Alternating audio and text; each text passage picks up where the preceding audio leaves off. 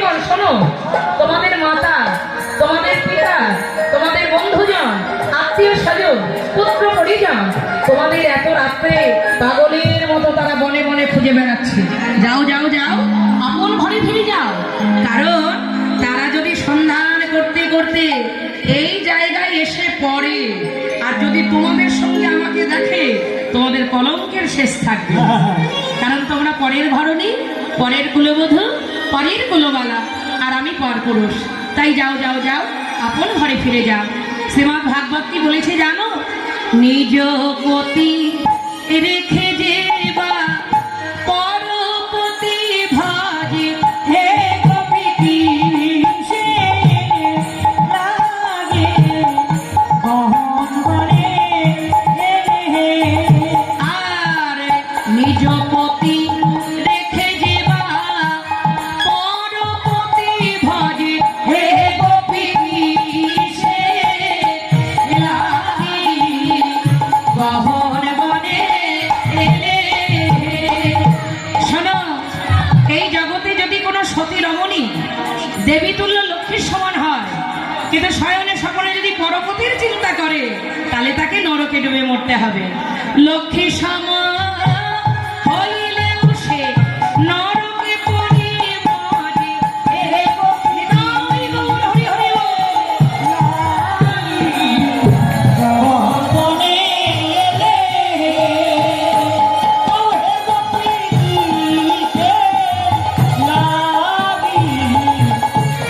বনে আই যাও হে তোমরা ঘরে ফিরে যাও, পতি সেবা করো, হে গোপী কি সে লাগি গহনে।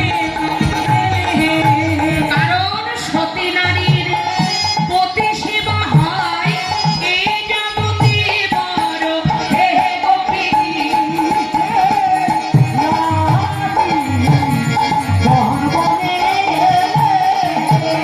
আর সতী নারীর পতি দেবতা ও গো পার্বতীর চূড়া, হে গোপী কি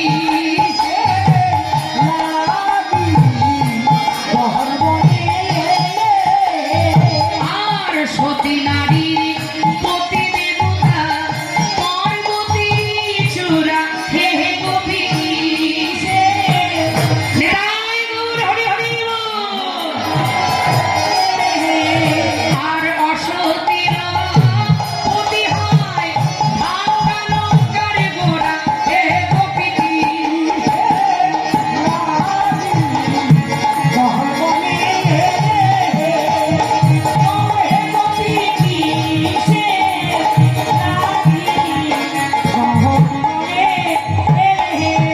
বলিলে ঘোর রজনী, তোমরা আপন পতি ত্যায্য করে। গৌর হরি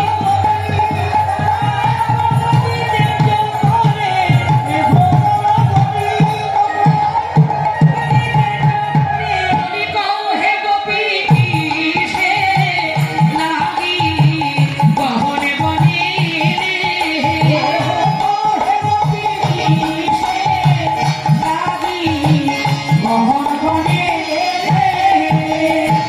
হে কপট কালিয়া, তোমার ওই বড় বড় ধর্ম উপদেশ আর আমরা শুনবো না। কারণ কি জানো? তো হে শোপিত জীব, তোয়ার রস পাওব, তোয়া পদ ছড়ি হা কো কাহা যাওব। মায়েরা, তো হে শোপিত জীব, জীব মানে যেমন ধরুন এই যে মন্দিরে লেখা থাকে রাধা গোবিন্দ জীব মন্দির, আমাদের নবদ্বীপে রাধারানী মায়ের মন্দির রাধা গোবিন্দ জীব মন্দির, শ্রী শ্রী রাধা মদন মোহন জীব মন্দির, শ্রী শ্রী বলদেব জীব মন্দির। চরণ ছেড়ে আমরা কোথায় যাব? মরতে হয় তোমার চরণেই মরবো, বাঁচতে হয় তোমার চরণেই বাঁচবো। আমরা যাব না, যাব না, যাব না, যাব না, বলি তোমার চরণ ছেড়ে আমরা ঘরে যাব না, যাব না। তোমার চরণ হেরে আমরা ঘরে যাব না, যাব না, বলি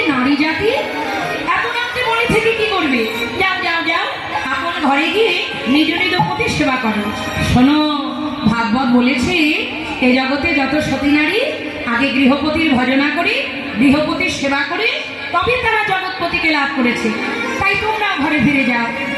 গোপীগণ আর সহ্য করতে পারল না।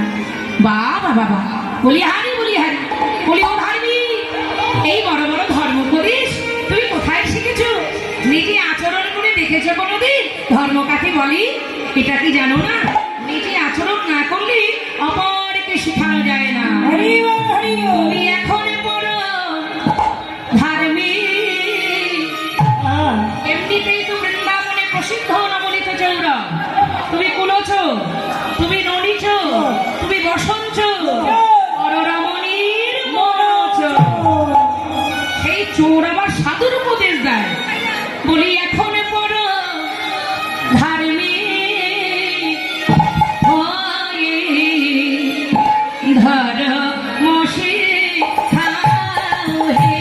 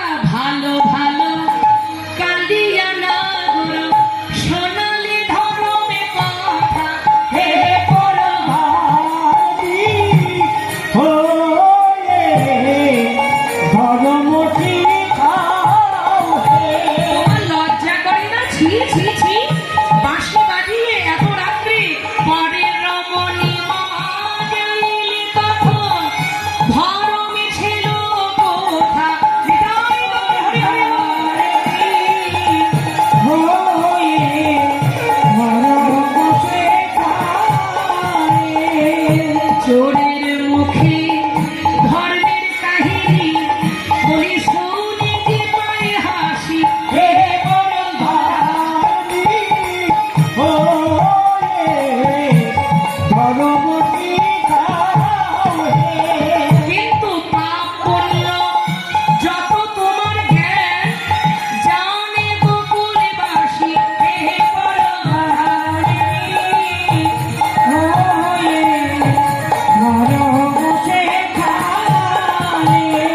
আসলে তোমার স্বভাব মোটেও ভালো নয়। তুমি বাড়ির কর্তাকে সাবধান হতে বলো, আমার চোরকে ওই বাড়িতেই চুরি করতে যেতে বলো। মায়েরা বলছে হ্যাঁ বলি বটে, মানে সেই সাপ আর ব্যাঙের মতো। সাপকে বলছে ওরে বেটা